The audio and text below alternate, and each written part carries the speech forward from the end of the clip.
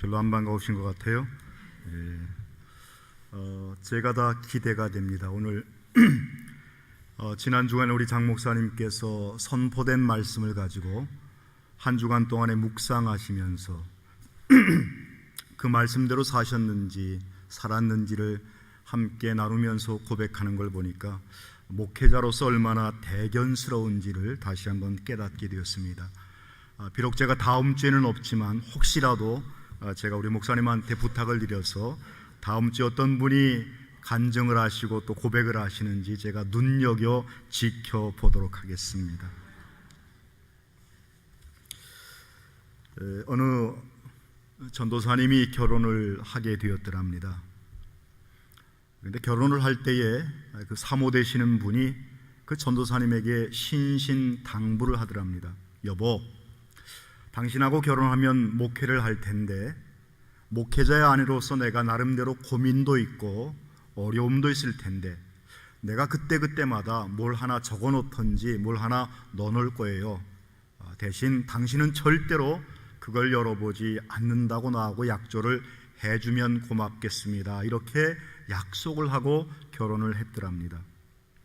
남편이 그래도 신의가 있어서 아내의 약속을 지키기 위해서 그 궁금함에도 불구하고 오랜 기간 동안에 그 상자를 열어보지 않았더랍니다. 이제 얼마 지나고 나서 목사가 되었고 또 다른 교회로 부임을 할 때에 이삿짐을 싸는데 그 상자가 보이더랍니다. 그 상자가 궁금해서 목사님이 살짝 열어보았더니 거기에 돈 100만 원과 계란 2개가 들어있더랍니다.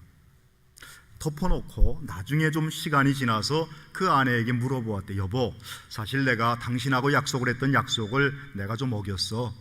내가 당신이 열어보지 말라고 그랬는데 궁금해서 한번 열어보니까 아니 웬 거기에 돈 100만 원과 계란 2개가 있네? 무슨 뜻이야? 이랬더니 아내가 고민스러운 듯이 고개를 숙이면서 얼굴을 찡그리면서 이렇게 이야기하더랍니다.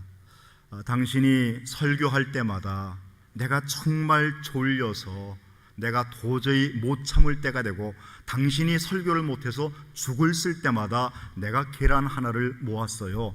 이렇게 얘기를 하는데 그러면 계란 2개밖에 안 모았단 말이야? 이랬는데 나중에 그 아내의 그 사모의 대답이 아니요, 그럼 100만 원은 뭐야? 그랬더니 계란 판 돈이요 그러더랍니다. 제가 설교를 많이 하긴 하지만 우리 아내는 얼마를 모았는지 아직은 모르겠습니다. 아무튼 간에 우리가 함께 은혜를 나누면서 오늘 하나님이 주시는 말씀 속에서 새 힘을 얻는 저와 여러분이 되었으면 합니다. 한국에 장석주라고 하는 시인이 있습니다. 그 시인이 쓴 시 가운데에 대추 하나리라고 하는 시가 있습니다. 대추가 저절로 붉어질 리가 없다.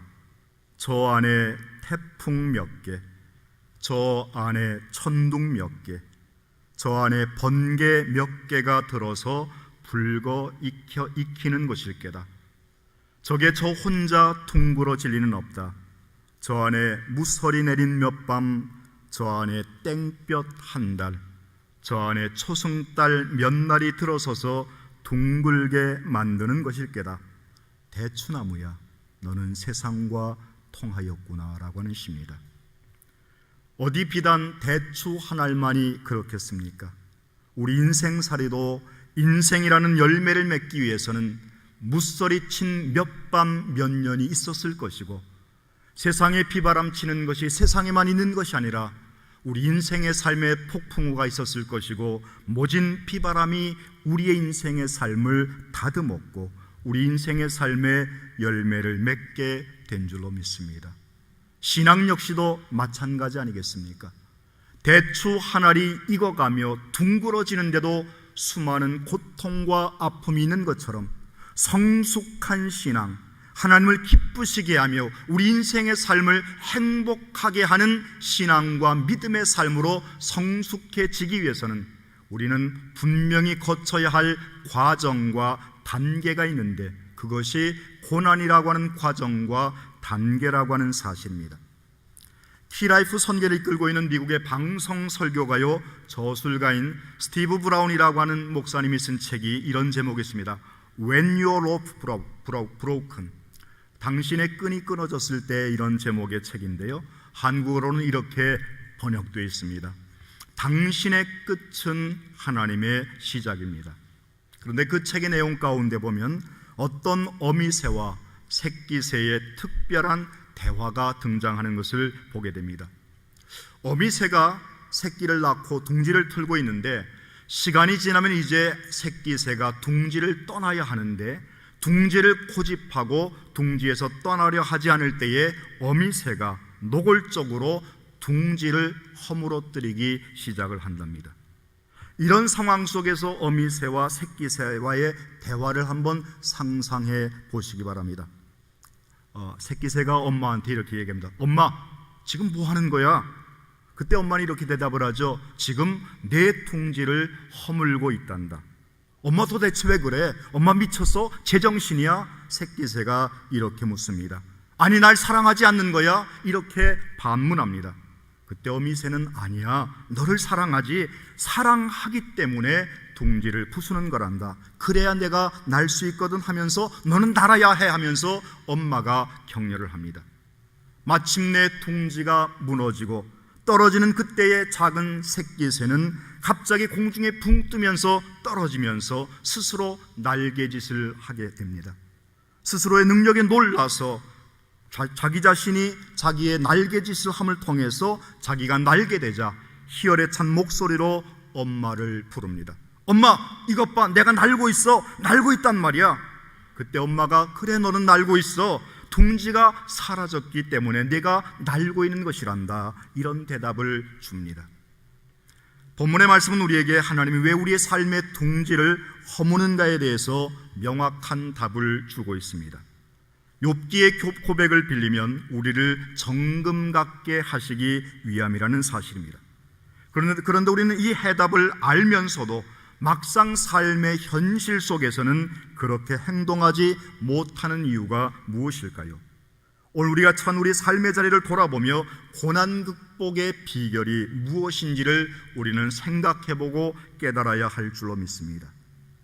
문제를 해결하려면 그 문제의 원인이 무엇인지, 어디에서부터 문제가 비롯되었는지를 알아야 그 문제를 해결할 수 있습니다. 즉, 고난의 의미를 깨닫게 될 때에 보다 더 성숙한 신앙인이 될 수 있다는 사실입니다.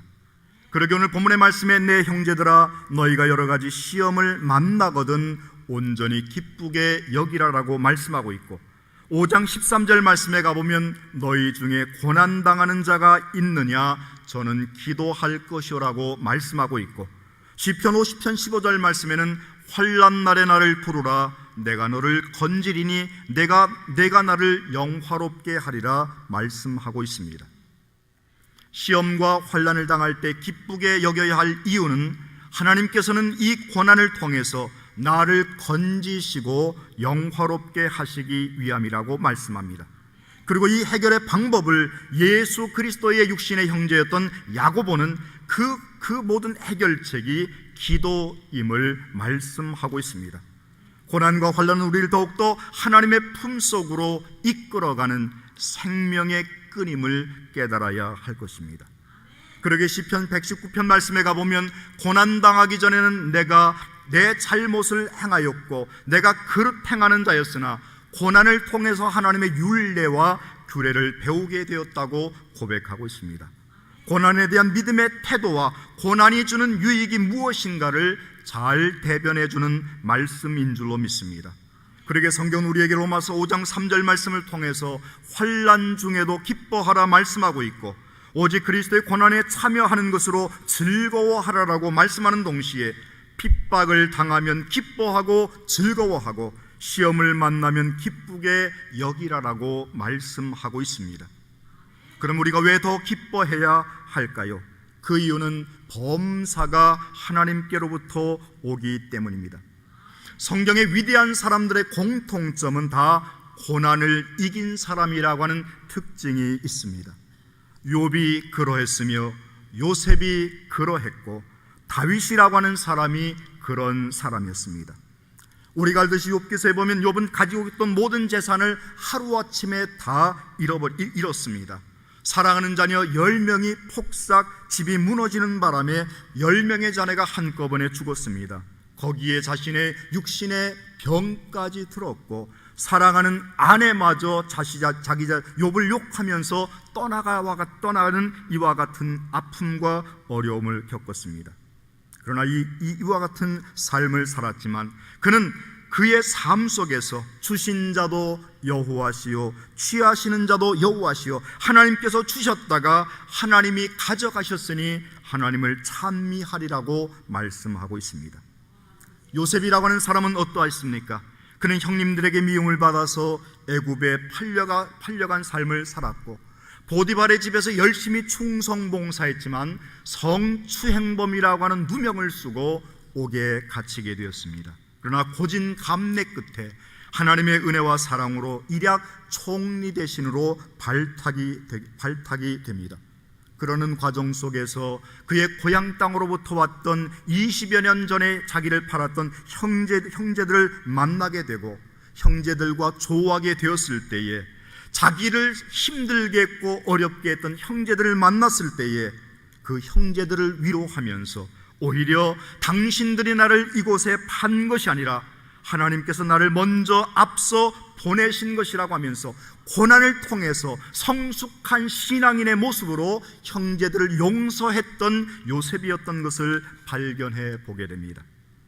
또한 다윗이라고 하는 사람은 어땠습니까? 그는 왕으로 있다가 말년의 어려움을 겪었습니다. 그것도 자식한테 배반을 당합니다. 여러분, 세상에 많은 어려움이 있지만 자식한테 부모가 배반을 당하는 것처럼 힘든 게 없고 견딜 수 없는 아픔이 어디 있겠습니까? 자식이 반란을 일으켜서 다윗은 시골로 쫓겨가는 삶을 살게 됩니다. 그런데 엎친 데 덮친 격으로 시므이라고 하는 사람, 베냐민 지파 옛날 사울 왕을 흠모했던 시므이라고 하는 사람이 다윗 왕이 쫓겨가는 그곳에 와서 야, 꼴 좋다 다윗 왕, 내가 너 그럴 줄 알았다, 네가 뭐 잘났으면 얼마나 잘났냐 하면서 쌍욕을 해댑니다. 그러자 이 다윗 왕이 옆에 있는 아비새라고 하는 자기의 충복이 왕이시여, 저 인간 저거 그냥 두겠습니까? 왕이여, 말씀만 하시면 내가 저런 목을 따오겠습니다 하면서 의기충천합니다. 그때에 다윗이 뭐라고 그러는 줄 아십니까? 그냥 두어라. 시므이가 나를 욕하는 것이 아니라 하나님께서 저를 통하여 나를 경책하시고 나에게 말씀하시는구나 라고 하면서 그 시므이를 그냥 두게 합니다. 여러분, 다윗이었지 그 마음이 아프지 않을 수 있었겠습니까? 그 마음은 찢어졌고 그 마음에 상처가 있었고 분냄도 있을 수 있었지만 그 고난의 아픔을 통해서 하나님의 섭리와 하나님의 사랑을 다시 한번 깨닫게 되었고 곱씹게 되었다고 하는 사실을 다시 한번 생각해 보게 됩니다. 우리는 믿음의 선배들을 통하여 신앙의 깊은 진리를 깨닫게 됩니다. 다름 아니라 그들은 한결같이 신앙의 관점이 상대적 관점이 아닌 절대적 관점의 신앙인이었다는 사실입니다. 상대적 관점이란 신앙의 환경을 탓하고 자기 중심적이며 문제의 원인을 다른 사람에게로 돌리는 것이 상대적 관점입니다. 그러나 절대적 관점이란 문제의 원인의 출발을 내 탓으로 여기는 자세이며 전적 타자의 관점에서 나를 돌아보는 것이라 할 것입니다. 요나서의 말씀에 보면 풍랑 속에서 요나가 하나님 앞에 고백합니다. 이 큰 폭풍을 만난 것이 나의 연고인 줄 아노라 고백했던 그 고백, 내 탓이 아닌 내 탓으로 여겼던 그와 같은 절대적 관점으로 살아가는 삶이 될 때에 이 신앙, 이 믿음이 참된 신앙이며 이 속에서 우리의 삶에 하나님의 음성을 듣는 믿음의 삶으로 거듭나게 된다는 사실입니다. 고난은 우리의 신앙, 우리의 믿음을 시험하는 시금석이 되는 줄로 믿습니다. 환난과 고통은 그 사람의 인격과 신앙을 새롭게 하는 바로미터이고 리트머스 시험지입니다. 진짜인지 가짜인지, 알곡인지 쭉정이인지, 모래 위에 세운 집인지 반석 위에 세운 집인지, 선한 목자인지 사꾼 목자인지를 알게 하는 것이고 오늘 우리의 삶이 고난과 환난을 통해서 내가 정금인지 가짜인지를 내 스스로 깨닫게 된다는 사실입니다. 하나님은 때때로 우리의 삶에 도리깨질을 해야 될 때가 있습니다. 도리깨라고 여러분 아십니까? 젊으신 분들은 몰라요. 어떻게 생긴지도 모르고. 제가 어렸을 때에 저희 할아버님 본가에 가면 농사를 지었기 때문에 그 도리깨라는 게 있습니다. 이렇게 빗자루처럼 생겼는데 이렇게 막대기 짝대기에서 이렇게 빗자루처럼 달린 게 이렇게 돌아가면서 콩이라든가 이런 깨 같은 것을 치면은 그게 이렇게 부서지면서 거기에 이제 알곡들이 떨어지는 거죠. 이 도리깨질을 하면 그 도리깨에 맞는 콩, 그 다음에 깨 같은 것들이 어떻게 되죠? 뛰어오릅니다. 뛰어오르며 깨어지지만 그 깨어짐 속에서, 그 뛰어오름 속에서 그것들이 알곡으로 구별되고 알곡이 되는 것처럼 우리 인생의 삶을 도리깨질을 하는 이유가 무엇일까? 우리를 온전한 알곡되기 위해서라는 사실입니다. 때때로 우리는, 여러분 또 키를 아시죠? 이 키 말고요. 그 어렸을 때 여러분 아시는지 모르겠네요. 어렸을 때에 괜히 밤에 자다가 지도를 몇 장 그리면 어머니들이 자식에게 키를 씌워서, 우리나라 옛날 풍습이 그랬습니다. 그것도 이렇게 좀 발가벗긴 모습으로 키를 씌워가지고 옆집 가서 소금 얻어오라고 시키는 그런 부모들이 옛날에 있었어요. 그런데 키를 어디에다 씁니까? 소금 받아라고 쓰는 것이 아니라 원래 이렇게 알곡인가 쭉정인가 한번 이렇게 까부르게 되면 알곡은 자꾸 안으로 모이게 되고 그 쭉정이들은 바람에 날려서 밖으로 떨어지게 돼 있죠. 우리의 인생의 삶이, 하나님께서 우리의 인생의 삶을 키질을 해야 될 때가 있다는 겁니다. 그러나 그 속에서 하나님의 은혜를 깨닫고 하나님의 말씀 안에 거하는 삶을 살면 알곡이 되어서 자꾸 하나님의 품으로 들어오지만, 그렇지 않은 신앙, 그렇지 않은 인생들은 불려서 날아가 버릴 수밖에 없다는 사실입니다. 여러분, 참된 자식은요, 부모가 자식을 가끔 가다가 모질게 때리면 어머니의 치마폭을 붙들고 어머니한테 달라붙습니다. 그런데요, 데려온 자식은 도망갑니다. 여러분, 이 말이 이해될지 모르겠지만 정말 그렇습니다. 친자식은 부모가 때리면 때릴수록 엄마의 품에 엄마의 치맛자락을 붙들고 엄마의 품으로 달려들지만, 주워온 자식, 아니 남의 자식은요, 아무리 내가 올바로 가르쳐도 오히려 떠나는 것이 남의 자식이고 다른 자식입니다. 우리는 참으로 하나님의 참된 자녀가 되어야 할 것이고 알곡신자가 되어야 할 것입니다. 성경 말씀 시편 119편 71절 말씀에 가보면 고난당하는 것이 내게 유익이라 말씀하고 있습니다.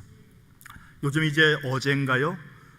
우리나라 23회 동계올림픽이 끝났습니다. 그런데 그 이승훈이라고 하는 선수가 매스스타트에서 금메달을 땄죠.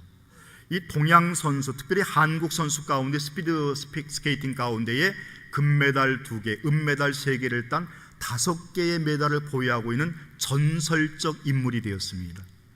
참 그 이승훈이라고 하는 친구가요, 제 친구는 아니지만 아무튼 간에 대단한 사람이에요. 그 부모님은 창신성결교회 권사님이시고요, 이승훈 선수가 이 대회 나갈 때마다 목사님한테 가서 목사님 안수기도 해주세요 해가지고 기도받고 나갑니다. 참 제가 그 인터뷰할 때, 저 친구 입에서 하나님 소리가 나오면 얼마나 좋을까, 목사의 마음으로 그런 기대가 좀 있긴 했었지만 그건 안 하는 것 같아요. 오히려 그런 모습이 다른 사람들이 그 뒤를 통해서 저 사람이야말로 하나님을 믿는 사람인가, 뭔가 다르네. 그의 인터뷰를 보니까요, 자기가 이렇게 오늘 금메달을 딴 것이 내 노력이 아니고 내 힘이 아니라 코치 선생님, 나를 위해 많이 애써준 사람들, 또 함께 경기를 뛴 재원이 덕분이고, 지금까지 이런 모든 것들이 자원봉사자들, 아무튼 간에 수많은 사람들의 이름을 거론하는 것을 보았습니다. 근데 여러분 아시죠? 그 이승훈 선수가 원래 쇼트트랙 선수였었습니다. 그런데 그 쇼트트랙 국가대표 선발전에 떨어졌어요. 더 이상 국가대표로 국제경기에 나갈 수가 없게 되었습니다. 그런데 그가 전향을 하게 됩니다. 스피드 스케이팅 선수로. 그의 고백이 뭔 줄 아세요? 내가 쇼트트랙에 국가대표 선발되지 않은 게 내게 약이 되었고, 그 고난이 내게 새로운 발전을 도모하는 계기가 되었다는 말을 했습니다. 마스시다 전기 누구죠? 마스시다 고노스케라고 하는 회장이 있습니다. 아마 여러분들이 그 전자제품 가운데 보면 파나소닉이라고 하는 회사를 아실 텐데, 마스시다 정경숙을, 일본에서 아주 유명하신 분인데, 그분이 마스시다 정경숙을 만들면서 또 많은 일들을 했지만, 그 마스시다 고노스케라고 하는 사람은 가방끈이 짧았습니다. 그리고 굉장히 병약했어요. 아주 몸이 약했습니다. 그렇기 때문에 그는 평생을 배우는 자세로 살았다고 그래요. 그와 동시에 몸이 약했기 때문에 늘 조심하고 건강에 대해서 또 많은 이와 같은 것들을 했다고 그래요. 그래서 95세까지 살았다고 그래요. 여러분, 우리 인생의 삶이 어찌 이 사람뿐이겠습니까? 이런저런 일을 겪으면서 어떤 사람은 그것 때문에 내가 이와 같은 일을 당했어, 이렇게 이야기하는 사람이 있는가 하면, 그것이 아니라 이승훈 선수가 오히려 쇼트트랙 그 덕분에 내가 스피드 스케이팅으로 전향을 해서 하는 것처럼, 때문에의 삶이 아니라 덕분에의 삶으로 말할 수 있는 믿음의 삶이 우리 속에 있어야 할 줄로 믿습니다. 오늘 시간에 이제 말씀을 정리하기 전에 이제 동영상을 시청할 텐데요. 수원에 있는 구성 성결교회의 조영애 집사님의 이야기입니다. 한번 함께 시청하시고 함께 말씀을 나누도록 하겠습니다. 모세의 기적. 의미가 있을 것 같은데 설명을 좀 해주시겠습니까? 우리 아들은요, 태중에 있을 때 이미 사형 선고를 받았던 아이였어요. 그래서 어떠한 모습이라도 좋으니까 살아서 내 곁에만 있어 달라고 했던 아이였는데, 아들의 이름을 따서 팀명을 모세의 기적팀으로 했습니다. 아니, 지금 이 무대에 올라와서 노래를 할 수 있는 것만으로도 기적이라고 말씀하시는 거 보니까 모세 씨가 생각보다는 좀 많이 불편하신가 본데, 지금 현재 어디가 그러면 불편한지 좀 말씀을 해주실까요? 임신 4개월 말경에 초음파 검진을 통해서 아이의 머리 뒤쪽 부분에 뼈가 형성이 되지 않은 부분으로 안에 들어 있어야 할 뇌가 밖으로 다 쏟아져 나와서 살 수 없다는 진단을 받았었습니다. 그래서 시간이 돼서 수술실로 데리고 가려고 들어오는 순간에 아이의 태동을 느꼈어요. 의학적으로는 1%의 희망도 없다는 얘기를 했어요. 그래서 저희 남편이, 그러면 이 아이가 수술을 해서 산다고 하면은 그것은 의학이 한 일이 아니라 신이 하실 일이겠네요 라고 하니까 맞다고 얘기를 해서, 그럼 우리는 기도할 테니까 선생님들은 최선을 다해서 수술을 해주세요 라고 해서 태어난 지 3일째 되는 날 밖으로 나온 뇌를 모두 절단하는 수술을 했어요. 그리고 나서 의사분께서 말씀하시기를 대뇌의 70%, 소뇌의 90% 이상을 절단을 해서 이제 이 아이는 보지도 못하고 듣지도 말하지도 걷지도 못하며 온몸의 장애가 너무 극심해서 얼마 살 수 없을 거라는 이야기를 했어요. 하루만이라도 내 품에서 아이에게 우유를 먹이고 싶은 마음에 퇴원을 시켰어요. 그리고 집에 데리고 와서 본 아이는 정말 사람의 모양이 아닌, 너무나도 말라서 그냥 숨을 쉬고 있다는 그 자체가 바로 기적이었어요. 그런 아이를 보면서, 그래, 어떠한 모습이라도 좋으니까 그냥 내 곁에 살아서만 있어 다오, 이렇게 기도하면서 있었는데, 어느 날 아이가 말문이 트였어요. 5살 때에. 모세가 노래도 스스로 익혀서 하기 시작했다고 들었거든요. 지금 모세의 장애가요, 지체장애하고 지적장애, 시각장애, 그리고 한쪽 귀도 들리지를 않아요. 그래서 노래하는 게 다 듣고 외워서 지금 부르고 있어요. 모세군, 네. 노래 부르면 기분이 어때요? 너무너무 행복하고, 노래는 저의 없어서는 안 될 에너지고, 저의 없어서는 안 될 저의 삶이에요.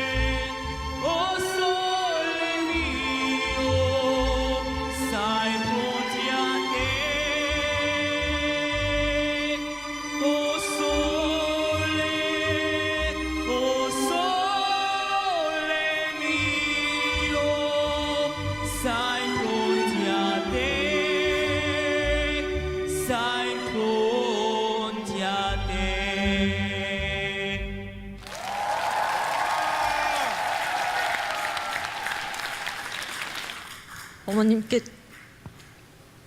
감사하다는 말은 부족할 것 같아요. 특히 또 이렇게 잘 커준 우리 모세 정말 멋있습니다. 정말 멋진, 세상에서 가장 멋진 사나이예요. 우리 어머님 정말 대단하세요. 우리 모든 이 세상의 엄마들이 박수 보내드리고 응원 보내드려야 될 것 같아요. 우리 모세 고맙습니다. 현재 박모세 군은 단국대학교 음악과에 재학 중입니다. 현재 외우는 곡이 한 600여 곡 된다고 그래요. 용인 성결교회 구성교회를 섬기는 조영애 집사님, 그는 믿음의 사람이며 고난을 감사로 승화시킨 사람입니다. 의사의 소견에 굴하지 않고 하나님의 섭리를 믿기에 God made me, 하나님이 나를 만드셨고 하나님이 나를 인도하시고 내 삶을 하나님께 맡기기에 기도로 고난을 이겨낸 사람인 줄로 믿습니다. 성도 여러분, 혹시나 우리가 고난 가운데 있거나 고난의 전조가 있습니까?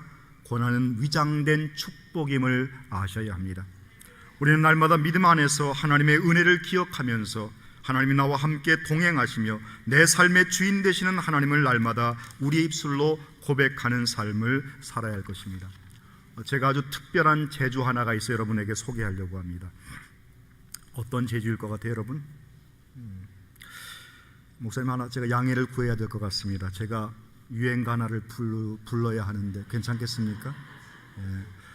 제가 어떤 제주인가 하면 유행가를 부르는데 찬송가로 들린대요. 난 그래서 어느 날 저희 교회에서 제가 유행가 한 곡을 불렀는데 어느 성도가 오더니 목사님 그 찬송이 어디 있어요? 나는 그런 음통에 아주 몸둘 바를 몰랐습니다. 음유 시인으로 불렸던 고 김광석의 노래 가운데에 어느 중년 부부의 노래라고 하는 노래가 있습니다. 제가 잘 불러서 하는 게 아니고요, 가사의 의미가 너무 크기 때문에 제가 부르니까 여러분들 들어주시면 고맙겠습니다. 곱고 희던 그 손으로 넥타이를 매주던 때 어렴풋이 생각나오. 여보 그때를 기억하오. 막내 아들 대학시험 뜬 눈으로 지새던 밤들 어렴풋이 생각나오. 여보 그때를 기억하오. 세월은 그렇게 흘러 여기까지 왔는데 인생은 그렇게 흘러 황혼에 기우는데 큰딸아이 결혼식 날 흘리던 눈물방울이 이제는 모두 말라. 여보 그 눈물을 기억하오. 세월이 흘러가매 흰 머리가 늘어가매 모두 다 떠난다고 여보 내 손을 꼭 잡았소. 세월은 그렇게 흘러 여기까지 왔는데 인생은 그렇게 흘러 황혼에 기우는데 다시 못 올 그 먼 길을 어찌 혼자 가려 하오. 여기 나를 홀로 두고 여보 왜 한마디 말이 없어. 여보 안녕히 잘 가시게. 여보 안녕히 잘 가시게. 결혼한 지 온 30년 아둥바둥 살면서 뭐 하나 변변히 해준 것도 없고 제대로 사랑한다는 말 한마디 못했던 어느 가정의 남편, 우리들의 자화상일 수 있습니다. 인생에 사는 것이 이런 건가 싶습니다. 출근길에 넥타이를 메어주던 아내의 손길, 자식들 뒷바라지하며 자식 아플 때 밤잠을 설치고 시험 보기 전날 뜬 눈으로 지새며 기도하던 아내, 자식의 결혼식에서 눈물을 감추던 아내, 그리고 어느새 나도 모르는 사이 희끗희끗한 머리에 새하얀 흰눈이 지붕처럼 덮은 나이가 되었습니다. 세월은 그렇게 속절없이 흘러 여기까지 와 있습니다. 나와 함께했던 사람, 내가 알고 있던 사람들이 하나 둘씩 떠나가고 그 일이 남의 일인 줄 알았는데 덜커덕 내 아내가 암으로 세상을 떠날 날이 얼마 남지 않았네요. 그래서 이 남편은 후에 섞인 울음으로 이렇게 절규합니다. 여보, 어찌 다시 못 올 그 길을 혼자 가려 합니까? 당신이 없는 고독한 이 세상 날 두고 어찌 혼자서 가려 합니까? 사랑하는 여보, 안녕히 잘 가시게. 삶의 마지막 인사는 아쉬움과 후회와 후회한이 있습니다. 고국을 떠나 먼 곳까지 와서 나그네 인생을 사는 성도 여러분, 여러분은 어떤 마지막 인사를 하기를 원하십니까?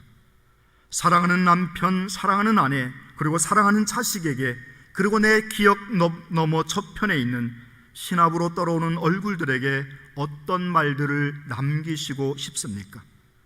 바울 사도는 우리에게 사도행전 20장 24절 말씀을 통해서 이렇게 고백합니다.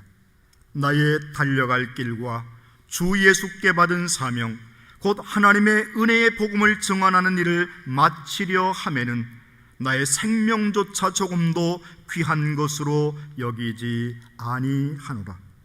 이와 같은 고백이 저와 여러분의 고백이 되어야 하며, 고난을 아름다운 믿음의 축복으로 승화시킴을 통해서 하나님의 거룩한 나라의 믿음의 백성으로서 성숙한 신앙인, 고난을 극복함을 통해서 나이만 늘어가는 삶이 아니라 인생의 삶이 익어가는 삶이 되어서 성숙함과 더불어서 아름다운 그리스도의 거룩한 향기가 우리의 삶 가운데에 남아있는 믿음의 성도들 되시기를 주님의 이름으로 축원합니다. 기도하겠습니다. 사랑과 은혜의 아버지 하나님, 우리는 연약하고 부족한 자가 되어서 하나님의 사랑과 은혜를 저버릴 때가 있었고, 애쓰고 수고한다 하였지만은 무용지물이 될 때가 많았던 우리의 삶을 기억합니다. 아니, 내 삶의 아픔이 왜 그렇게도 많았는지요? 내 삶에 왜 그렇게 상처가 많았는지, 내 삶에 왜 그렇게 힘든 일이 많았는지, 내 자신을 돌아볼 때마다 때로는 원망과 불평이 있었던 삶임을 기억해 봅니다. 그러나 고생이 있는 삶이 행복이라고 하는 어떤 철학자의 말처럼 고생이 있는 곳에 하나님의 섭리가 있으며, 고생이 있는 삶에 하나님의 섭리, 하나님의 사랑이 나와 함께 하였음을 이 시간도 고백합니다. 주님, 내가 하나님 앞에 온전히 서게 하시고 익어가는 신앙, 성숙한 신앙, 고난의 아픔을 통해서 하나님의 거룩한 믿음의 백성으로서 거듭나는, 극복해 나가는 믿음의 삶들이 우리의 삶 가운데에 있게 하옵소서. 예수 그리스도의 이름으로 기도하옵나이다. 아멘.